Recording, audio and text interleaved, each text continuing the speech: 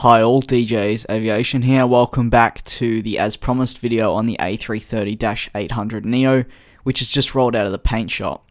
You'll be seeing footage of its essentially parent, the A330, in the background for the majority of this video, because well, I simply can't afford to head to France to see the new A330neo. This A330-800 is not wearing an airline scheme, rather the elegant Airbus house scheme. So I've just thought up a random sort of thing I want to do. I've got a question of the day sort of thing to present to you guys, and it's a which do you prefer, the Boeing house colour livery or the Airbus house colour livery? Anyways, back onto the video. The new A330neo has been performing a number of test flights ahead of its eventual delivery, but that has actually been with the -900 version.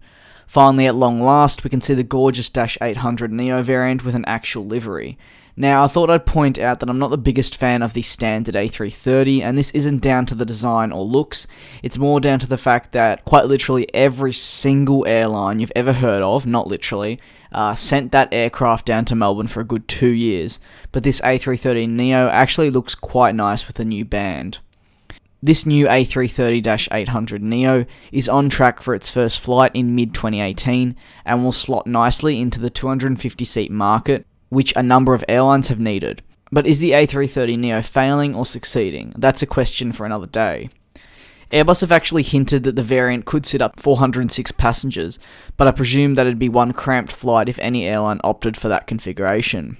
This A330neo will benefit from 25 less fuel burn per seat compared to the previous generation competitors. There will also be reduced maintenance costs, which is a win-win scenario. The -800 has only secured 6 orders, which are all from Hawaiian Airlines, while the -900 has 214 orders. This is super interesting as these sales have been pretty weak compared to its predecessor, the A330-200. The A330-200 had accumulated some 659 orders, which is a huge contrast. To be honest, to all the Airbus fans, I wouldn't panic just yet with this aircraft. More air shows are coming up, and the official launch of the A330neo with an airline is imminent, so I wouldn't be surprised if more orders start rolling through, as that's what's been the case with, let's say, the A350 and 787 over the years. Either way, don't forget to let me know your opinions on that question of the day I proposed. Thanks for watching, and I'll see you all in the next one. Peace.